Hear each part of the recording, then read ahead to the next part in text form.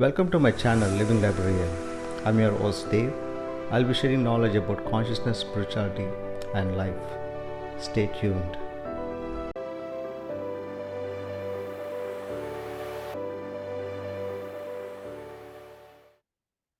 Hi, I'm Erika Osmann Mason with lightfilledlife.com. I wanted to talk today about being self-care and how hard it is for a lot of us who have grown up with messages that being selfless is good and being selfish is bad.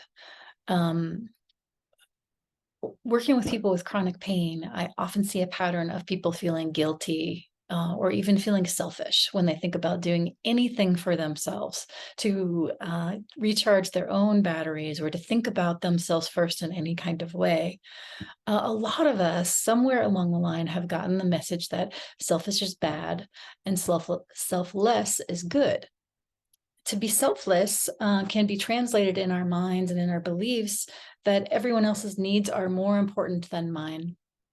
And to be selfish is that opposite that can be translated as my needs are more important than everyone else's. But this is a black and white, third dimensional or duality based belief. Intellectually, it makes sense that there's a middle ground, right? But just because we can think through that doesn't mean that in the moment we feel that way.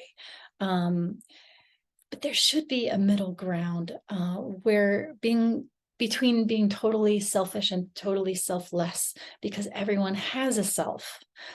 Even if this does make sense, though, when these duality-based beliefs get triggered, it doesn't feel that way. We can feel bad for just taking 10 minutes for ourselves. I'm thinking of someone that I worked with who she had very strong religious upbringing beliefs and about being selfless, being very important, especially being a mother. And she was a mother of 4 or 5 kids.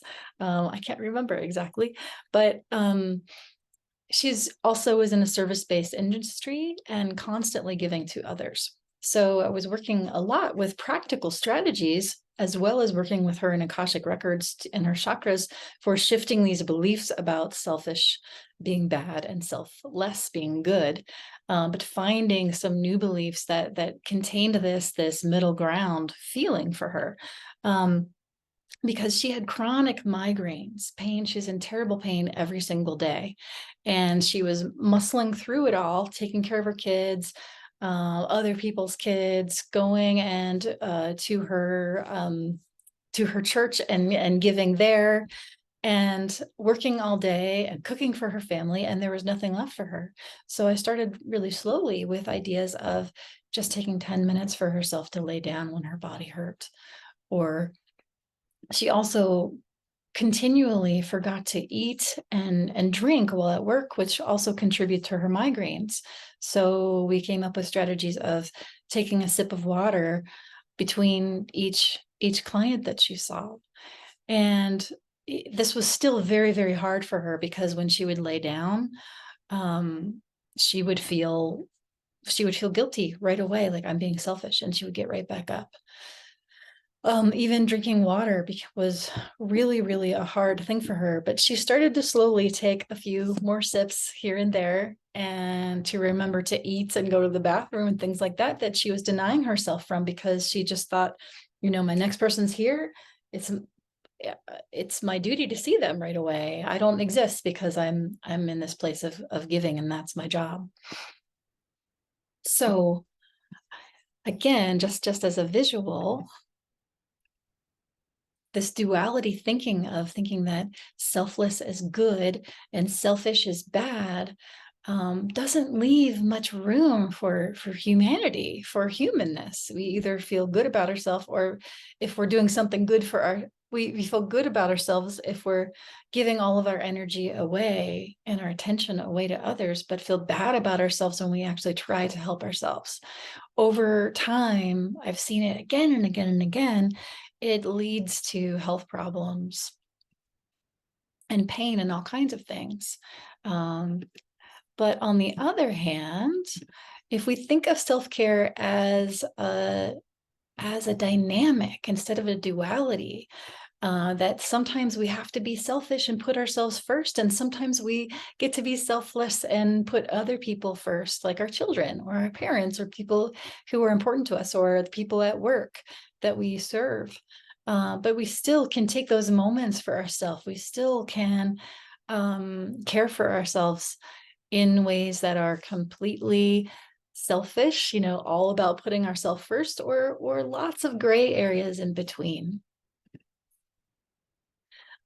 We can get through this and change that kind of black and white thinking. And that's part of shifting into fifth dimensional reality thinking, is bringing this expansion to these old beliefs that are black or white. So thinking of self-care as a dynamic is so important. Yes, again, you can take care of other people and your commitments, but you can do it in a way where you're not burning yourself out, where you're not in pain all the time, or feeling grumpy because you're neglecting yourself, or resenting the people that you're giving your energy to because you really wish that you were giving that energy to yourself, or someone else was taking care of you. But the thing is, most of the time, other people aren't going to take care of us when we're adults. We have to be the ones who take care of ourselves and who model that for our children. For the people who work all day and take care of your kids and your parents and your spouses and loved ones, I know it's hard. There isn't enough time. It doesn't feel like there's ever enough time in the day. But just remember that yourself matters too. Even giving yourself the gift of your own time for 5 minutes, for 10 minutes, for 15 minutes can be profound. There can be weekly, daily, monthly things that you can give to yourself that are small and don't have to cost anything, that can make such a huge difference.